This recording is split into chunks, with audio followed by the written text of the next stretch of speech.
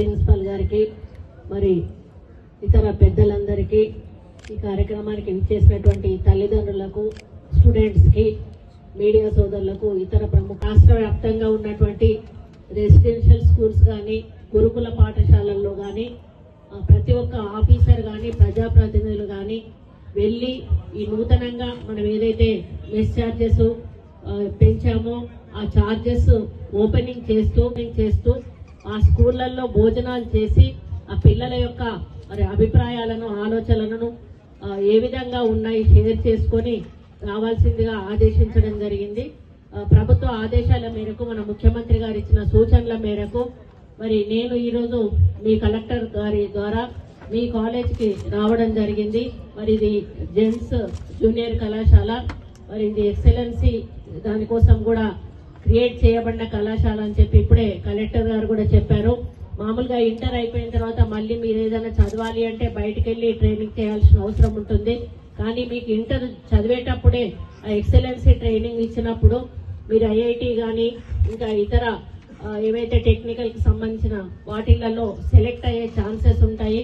దాని ద్వారా మీరు ఒక మంచి ఉన్నతమైన చదువులకు వెళ్ళేటువంటి అవకాశం ఉంటుందని కూడా ఈ సందర్భంగా నేను విజ్ఞప్తి చేస్తా ఉన్నాను.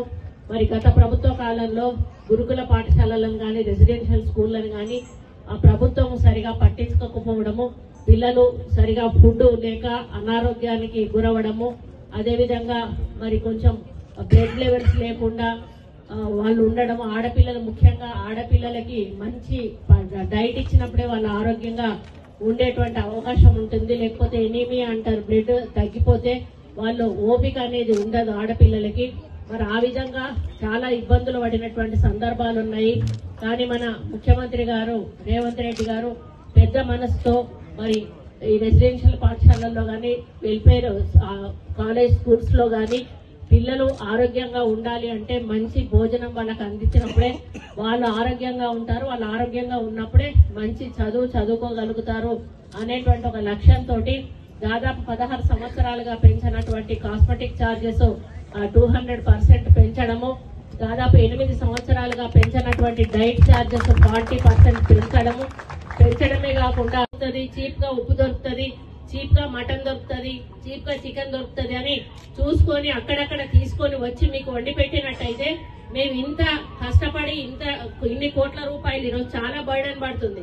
ఇన్ని కోట్ల రూపాయల బర్డెన్ ప్రభుత్వం మీద పడ్డప్పుడు మళ్ళీ మీకు పాత పరిస్థితి ఏర్పడితే భారం పడుతుంది. ఈ మెస్ ఛార్జెస్ కానీ, ఈరోజు కాస్మెటిక్ ఛార్జెస్ కానీ పెంచడం వల్ల మేము ఇన్ని కోట్ల రూపాయలు పెంచిన తర్వాత కూడా